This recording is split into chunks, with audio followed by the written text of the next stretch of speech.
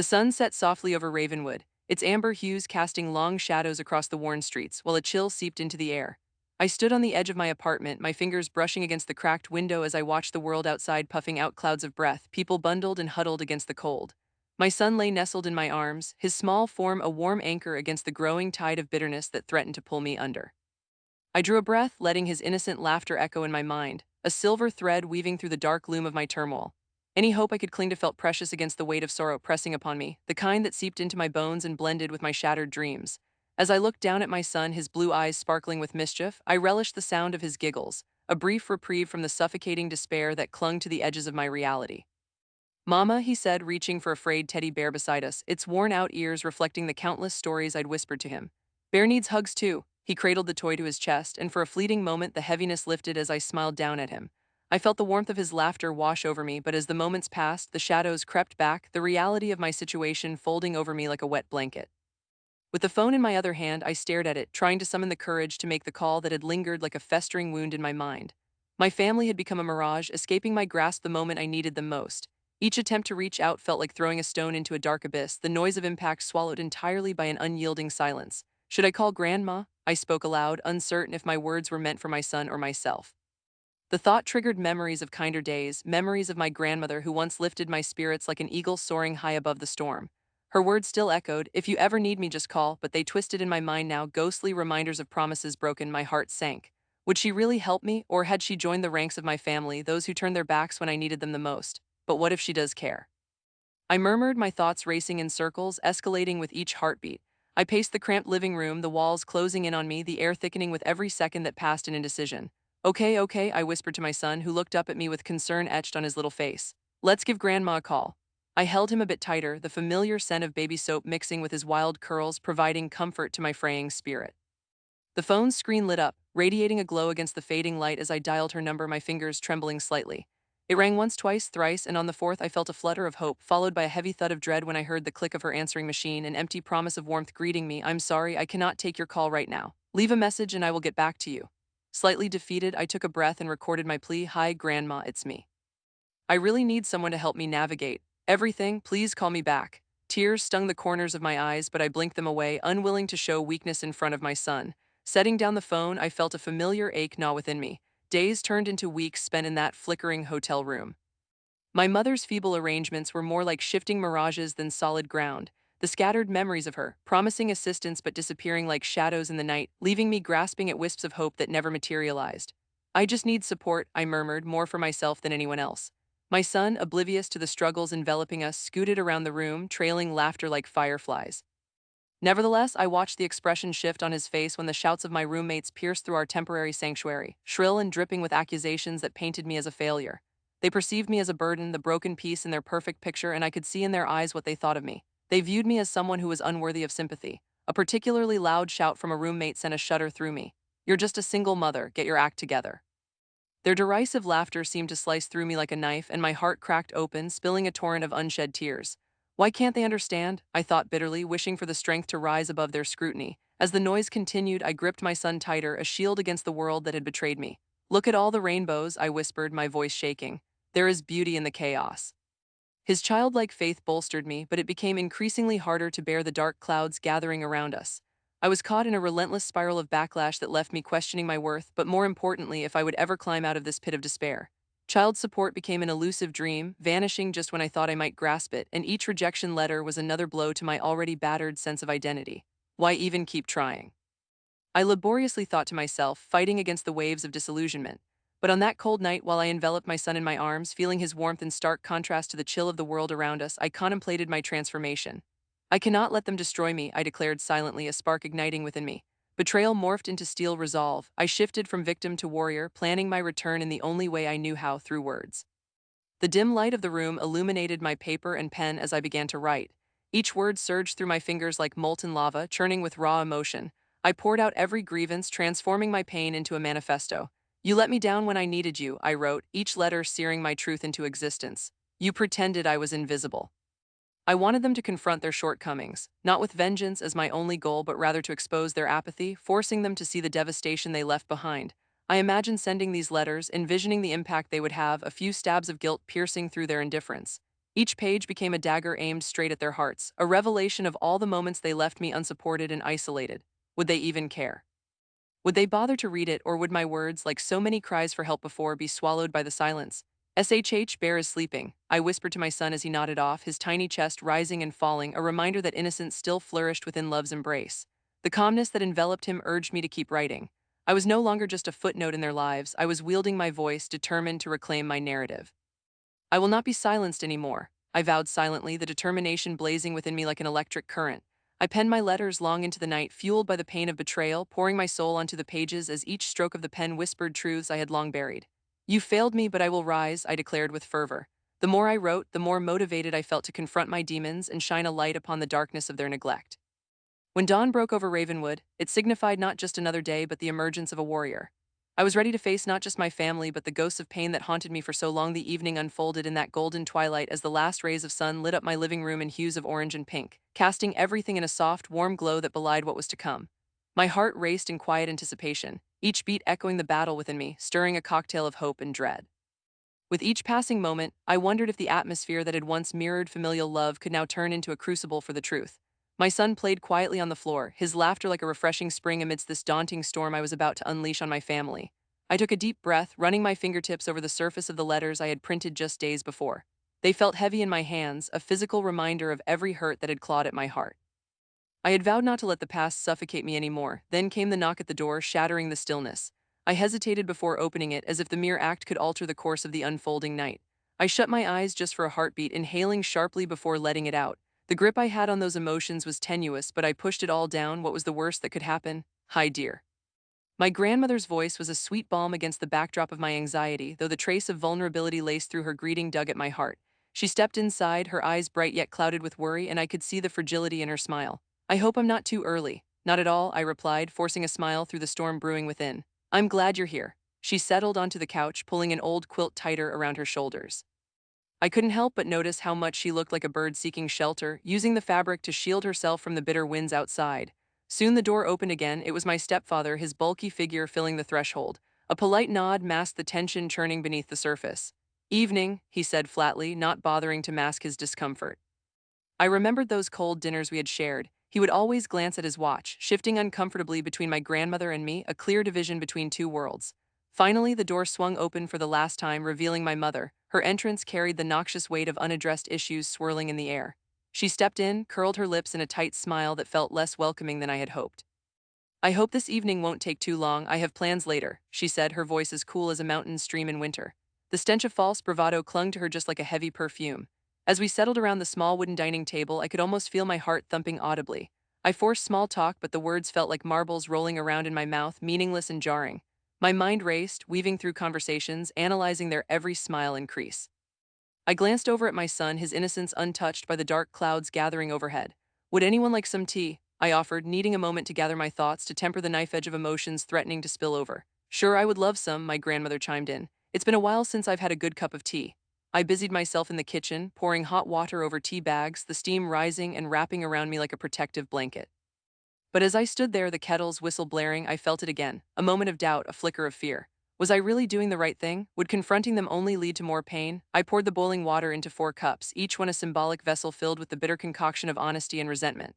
Setting the steaming cups on the table, I took my seat, my hands trembling slightly as they wrapped around the hot cup, the warmth leaking into my skin. I noticed the way their gazes flickered between my son and me, a whirlwind of emotions swelling unbidden. It was now or never. I wanted to bring us all together tonight to talk about some things that have been weighing on my heart, I began, the tremor in my voice echoing my inner conflict. My mother leaned back, her posture stiff as a board, her expression a mask of indifference. What's there to talk about? She asked, voice full of bravado, her arms crossed defensively. I took a moment searching their faces. It's about my past, about the years I spent feeling lost, alone, and unsupported. Lost, alone, my mother barked, the words snapping painfully like cracking glass. You can't just turn around and blame your family for that. We did everything we could. I pressed on, forcing my voice to remain steady. Did you? Did you ever stop to consider what I was going through while you were all wrapped up in your lives? Fighting over trivial matters while I was out there trying to survive. My voice quavered with suppressed rage, the truth cutting through the silence like an unwelcome guest. A color drained from my mother's face, her bravado retreating, and my stepfather turned uncomfortably in his chair as if he could flee the room without actually moving. I leaned forward, compelled to push this moment further. Do you remember the months living in my car, scrounging for food and battling the biting cold? I did it alone. You were ignorant of my anguish. The sudden weight of my words settled over the room, the air thickened, stifling tension wrapped around us like a ghost refusing to leave. You should have reached out to us, my stepfather finally uttered, his voice low. Support is a two-way street, you know. I couldn't suppress the frustration any longer. To reach out for what? A platitude, a token gesture? You all sat comfortably in your homes while I begged for help. I reached out time and time again, only to be met with silence, with indifference. My voice rose slightly, and I could feel the rawness creeping up my throat. Maybe you shouldn't have burned those bridges then, my mother shot back, eyes suddenly flashing with a cruel glint. You chose the path you took. You can't make us responsible for your choices. That's just it, I exclaimed, feeling the pressure build around my chest. You think I chose to suffer? You think I wanted to drag my son through that? It wasn't a choice, it was desperation, and you sat there with your blindfolds on, pretending it didn't exist. Briefly, I caught my grandmother's eyes, her welling tears glistened as she shuffled through her memories. I never realized I was absorbed in my own struggles. I didn't want to see her pain. Her voice quivered with sincerity, a voice that seemed willing to listen. I took a breath as my mother scoffed. Well, we can't all be perfect mothers, can we? You think your grandmother is just going to swoop in and save you from your mistakes. No one is perfect, but accountability is key, I shot back. I'm here to speak my truth. If you perceive that as a personal attack, then perhaps that points to your own discomfort with reality, I said. Enough of this nonsense. My mother snapped, face flushed with anger. You are twisting my words, and I refuse to partake in this childish storytelling. And just like that, the floodgates burst open. My grandmother, with weathered hands trembling, darted forward. I know I failed you, my dear. I allowed my fears to get in the way, but I am here now. Let me be here for you. Her voice was soft, yet it wouldn't be drowned out by the ease of my mother's dismissal. I held her gaze, feeling a glimmer of warmth blooming in the cold air, but my mother's denial snuck more firmly into her defenses. I refuse to live in the past. You're choosing this drama over reality, she argued, leaning away from the gathering storm of emotion enveloping her. As I shared the letters I had penned, passed them around, my heart raced, each piece a reminder of my fortitude to finally create a conversation rather than a shallow exchange. Read them, they are my truth, entirely unedited. This is not just a drama, this is my life. For a moment, the room became a vacuum, a swirling amalgamation of feelings they could not ignore. The letters held my pain, my fear, and somehow they also held a piece of hope, a potential for change that had never seemed possible. Would they finally understand? Would the tide turn? They leafed through the pages carefully, the only sound the rustling of the paper under their fingers, a gentle rustle, almost remorseful. Their faces began to morph through confusion, an unsettling blending of anger and the glimmers of recognition. I could see reactions play out like a twisted movie reel. My mother read the words, the bold punctuation marking my anguish, the paragraphs reeling in comments I had replayed in dreams. What have I done? She finally whispered, the sharp edges of arrogance softening slightly. Just acknowledge it, I urged, emboldened by her small crack. That acknowledgement, that acceptance can be the first step. It's time to break the cycle. I looked to my grandmother, whose empathy was palpable, and then to my stepfather, whose discomfort was dwindling.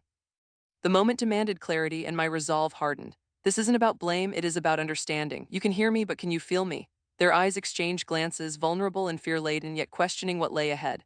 I watched as their expressions flickered at the mention of the past, recalling their own journeys of pain and regret. I don't want to scare you off, I continued, my voice steadying as the honesty turned unwavering. I want to grow together, to be a family that understands rather than blame. Your denial hurt. I just wanted to protect you. My mother interrupted, anguish flickering in her eyes, but I sensed the cracks appearing in her facade. You protected yourself, I said gently, and you didn't think of how your actions carved me into whom I am today. It is much easier to deflect than it is to face the truth. But please know I want us to move forward together. The silence was thickened with the weight of my words. That night was not just about thoughts, it had become an exploration of worn memories and healed wounds.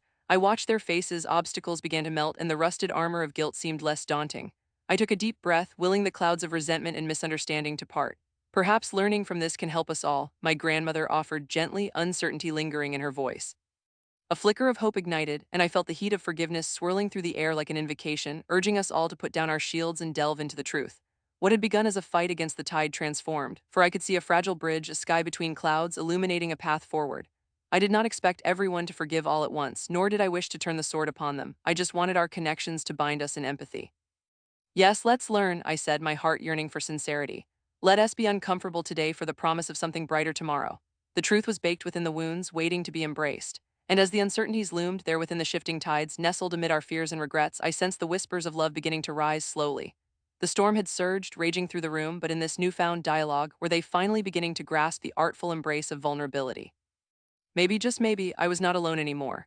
That was the unknown I dared to tread as a family night became a herald of storms quelled and bonds reborn as the evening continued. The atmosphere was dense with a mix of unspoken words and palpable tension, much like the thick clouds before a storm breaks. The silence felt like a living thing, wrapping around us, tightening its grip with each passing second. My heart thumped loudly. a relentless thudding that resonated in the stillness, reminding me that I was alive despite the emotional chaos swirling within me. I could almost hear the clock on the wall ticking away the moments, each tick a reminder that we were at a crossroads, one that could change the trajectory of our lives forever. My grandmother, who had always been the matriarch of our family, suddenly stepped forward from her spot near the faded wallpaper, her frail, trembling figure casting an almost ethereal glow in the dim light. A shiver ran down my spine as I prepared for her words. Her voice quavered, a soft melody that barely pierced the thick air filled with unshed fury and regret. Mia, I was so wrong, she admitted, her eyes shimmering with tears that threatened to spill over like a dam that could no longer hold back its raging waters. I nodded slowly, accepting her admission like a stale piece of bread that I didn't know quite how to digest. The sting of her betrayal still coursed through my veins, sharp and bitter, a reminder of every moment I felt unseen and unheard as a child. As I stood there, I scrutinized my mother, the epicenter of my struggles, who sat tightly coiled like a spring, attempting to gather her composure in the face of a storm she had created. Her voice, typically sharp and demanding, took on an almost fragile tone. "We can make this work," she said, her words dripping with a hint of desperation, as if those mere syllables could erase the years of abandonment and neglect that had piled up like dead leaves in the corner of my mind. I felt my blood simmering under the surface, frustration bubbling over like a boiling pot of water. "You cannot just expect things to fall back into place, Mother." I shot back, my voice rising in intensity, feeling the irritation surge through my veins like a live wire. My son, only 4 years old and blissfully unaware of the emotional minefield we were traversing, looked up at me, his innocent eyes wide with confusion. I could see the concern etched on his tiny face, sensing the chaos around us yet finding solace within my strength. I needed to be the sturdy pillar in this crumbling edifice of family relationships. "We are not merely playing family here. This is about accountability," I continued, the anger in my tone vibrating like an electric current in the air. Their eyes darted around the room, mirroring the flickering shadows on the walls, slowly awakening to the weight of my words. The weight of the moment sank in slowly, wrapping its tendrils around us. This was a confrontation like no other. My past was surfacing, and the grievances we had buried deep were beginning to rise, bubbling to the surface like uncovered scars. With the realization dawning within the room, an electrical tension filled the space, weaving through our interlocked destinies. I felt a fire igniting within me in that vulnerable moment, steadying my resolve. I wanted them to see that I was not broken. I was fully capable of rising from their shadows into my own light. "This is not just about me," I pressed on, feeling the heat of my emotions spilling over. "This is about the future of my child." My voice thickened with emotion as I shared how their actions, or lack thereof, had carved wounds in me deeper than any physical scar. I recalled the countless nights spent cradling my son, wondering if he would feel the weight of our family's history, the legacy of hurt that threatened to shape his world. "By not standing with me, you're letting a cycle of pain perpetuate for the next generations," I stated, driving home each word like nails into a coffin, each one binding them closer to my truth. I looked into their eyes, searching desperately for some semblance of understanding. Their expressions shifted, and I noticed the widening of their eyes, the dawning realization that they had never truly grasped the significance of their decisions, decisions that rippled through time like stones cast into still water. It was in that sacred moment that I decided to take our fragile situation and mold it into something transformative. "Let's build a system of support," I proposed, my heart racing as I laid out my plans, laying clear boundaries and promises for the relationship we needed to cultivate, one that could create an authentic connection for me and for my son. It was a bold move, one that required vulnerability from all of us, demanding not just involvement but genuine love and understanding. "It starts now," I emphasized, my voice steady despite the tempest swirling inside of me. The room fell silent as my mother processed my words, the tension thick as fog hanging in the air. I could see the gears turning in her mind, the wrestling match of her emotions playing out as she struggled to reconcile her past choices with the future that remained unwritten. Eventually, she took a hesitant step toward me, as if the very act of moving closer meant confronting a truth she had buried for too long. With trembling hands, she reached for my shoulder, the tentative gesture feeling heavy, almost suffocating, yet filled with hope. It was not filled with threat this time, it was an offering, a gesture that spoke of redemption, a quiet understanding that perhaps we could reclaim what had been lost. As I looked into her eyes, I witnessed a shift, her pupils mirrored the deep understanding she was beginning to grasp. A tear rolled down her cheek, glistening like a tiny beacon of hope. The sight tugged at my heart. I realized she needed to be more than an empty promise. She needed to become a genuine part of our lives in a way that truly mattered. "I know I have failed you, Mia," she whispered, her voice cracking like fragile glass, "but I want to learn, I want to change." It was a fragile admission, an offering of a branch against the storms of our past. For a moment, there was no animosity, just a raw acknowledgement of how deeply we had strayed from understanding one another. I felt my walls begin to crack, the barriers I had built for so long starting to show signs of dissipating. I took a slow breath, steadying myself against the swell of emotions threatening to overtake me. Though not all my family members embraced the moment, I felt an overwhelming sense of liberation as I stood firm.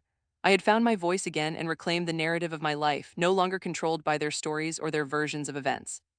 My son shifted on my hip, resting his small head against my shoulder, sensing the fragility in the room yet also finding his own safety within my embrace. I looked down at his precious face, the innocent features framed by soft curls, a reminder of everything that was worth fighting for. The unwavering burden of our past turned into an opportunity for growth, and as my emotions swirled within me, I could finally see a path forward that might lead us to healing. I could almost feel the clouds that had shadowed our family beginning to part, giving way to a fragile light that seeped through the edges, promising the warmth of a new beginning. Time passed in the aftermath of our confrontation, leading me to a sense of cautious optimism. My grandmother never seemed to understand the impact of her absence on our family until the confrontation forced her to confront her own choices. I had tried for years to keep that wall strong between us, but now it felt different. A warmth began to blossom in my chest, igniting sparks of hope. I started to see changes that I had thought might never come to fruition. My grandmother genuinely took steps to be involved in our lives, offering help in ways that slowly transformed our daily routines. One sunny afternoon, the kind with a gentle breeze and birds chirping joyfully outside, she showed up at my doorstep, a large basket full of groceries cradled in her arms. The light streaming through the window highlighted the sparkle in her eye, and for a moment it seemed as if all the years of tension had vanished. "Mia, let's sit and plan some meals together," she suggested, her tone light and welcoming, a stark contrast to the heaviness I was used to. I hesitated, caught off guard by her enthusiasm. With every ounce of restraint, I fought against the nagging voice in my head that told me to keep my guard up. But as I looked into her face, I saw a glimmer of the love that had been absent for so long. "All right," I replied, feeling a cautious smile creeping onto my face. The weight of skepticism began to lift just slightly. "Let's do that." As we moved to the kitchen, the smell of fresh produce filled the air. My grandmother spread out the contents of the basket on the table like a painter unveiling a canvas. Bright red tomatoes, crisp green bell peppers, and a head of garlic filled every available space.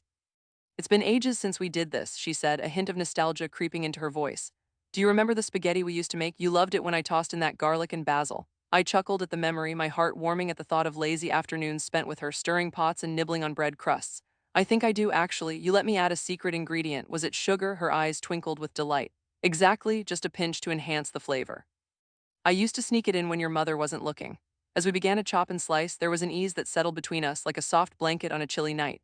We exchanged stories, exploring old memories and reshaping them with a flicker of newfound understanding. I could feel the heaviness of years lifting, replaced by love that was beginning to flourish again.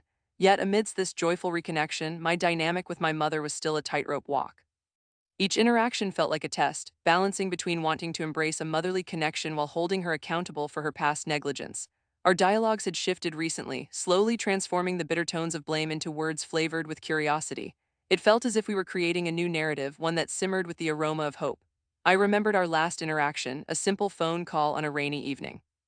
She had asked how my son was doing, and there was a hesitation in her voice, as if she was waiting for me to unleash a flood of old grievances. Instead, I took a deep breath. "He's really taken to his daycare. They do so many fun activities." "That's good to hear." The silence that hung between us was unsettling, but I pushed through. "I think it's helping him grow. He loves painting and playing outside. Maybe you could visit him one of these days." "Of course, I'd love that, Mia," she replied softly, and just for a moment I believed her. After that phone call, I began to see her more often. With every shared meal and every precious moment I spent with my son thriving under her gaze, I noticed glimmers of a loving bond forming. There was something almost exhilarating about moving forward, and it stirred a thrill in my chest, tinged with the fear that it could all fall apart again. Still, I was determined to build my life anew. I enrolled my son in a local daycare, finally unlocking the hard-earned assistance that would grant me the stability I had longed for. As I filled out the registration forms, I marveled at how distant my past felt. With each accomplishment, my new life started to feel less precarious and more like a sturdy path laid before me. Yet a twist awaited just beneath those transparent exchanges. One reminiscence led to another, and while sorting through some old belongings in the attic one lazy afternoon, I stumbled upon an old family photo album covered in a thin layer of dust that mirrored our family's neglected connections. As I flipped through the pages filled with laughter and love from years past, a wave of nostalgia enveloped me, wrapping around my heart like a soft quilt. There we were, smiling, carefree, and yes, vibrant. It struck me hard how far we had come and how fragmented our family had become. Each photograph told a story of what once was, a reminder of birthdays and holidays that echoed with laughter. How powerful our desire for connection remained, even amid the rubble of what had been built and destroyed. That spark pushed me to write one last letter.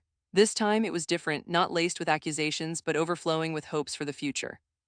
I poured my heart into the page, crafting sentences that expressed vulnerability instead of bitterness. I invited my mother, grandmother, and stepfather to join us for a meal, hoping to create a new memory that symbolized reconciliation.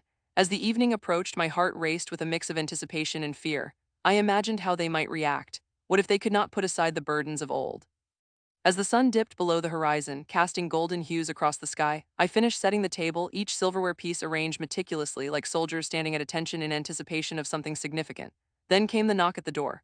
My heart pounded, each thud echoing like the beating of a drum in an anxious parade. I opened the door and there they stood, my mother, grandmother, and stepfather, each bearing welcoming smiles mixed with tentative cheer. For a moment I marveled at how the past no longer held power over us. "Hello everyone, come in please," I beckoned, stepping aside to usher them through the threshold into my home. As I closed the door, the air felt electric with a promise of new beginnings. The four of us gathered around the table, the delicious aromas wafting through the room like a spell drawing us closer together. We shared laughter over dinner, the clinking of forks against plates punctuating the night with new beginnings. With every dish served, I sensed understanding developing in gentle nods and shared stories, banishing the shadows of the past from the circle we formed. "Remember this dish?" grandmother asked, her voice a rich melody of nostalgia. "I always added a little secret ingredient just for you." "Oh, I could taste it," I replied, grinning widely. "It's just like when I was a kid." My mother, observant, took a moment to interject. "It's amazing how comforting familiar things can be," she said, her gaze settled on the tablecloth, lost in thought for a moment before looking up. "I want to learn more about what you've been doing, Mia. I want to be part of our lives." Her words hung in the air, a fragile gesture of peace. "I would like that, Mom," I replied, searching her eyes for sincerity. "It's been a long journey and it will take time, but I am willing to try." As the evening waned and our plates emptied, I realized that while the journey had begun with betrayal, it led me toward a reconciliation that felt infinitely profound. Their presence, once a source of pain, now offered promise as we fostered a family that was not just bound by blood but by resilience and understanding. I learned something important that night. Revenge had morphed into liberation. I was no longer the victim in their eyes. I had risen like a phoenix, creating a narrative that was entirely my own, filled with strength, love, and connection. I had come full circle, discovering that true family was not merely a matter of lineage, but of unwavering support and forgiveness. A bond reforged through the crucible of time, trial, and triumph, illuminating a landscape that had once been shrouded in darkness.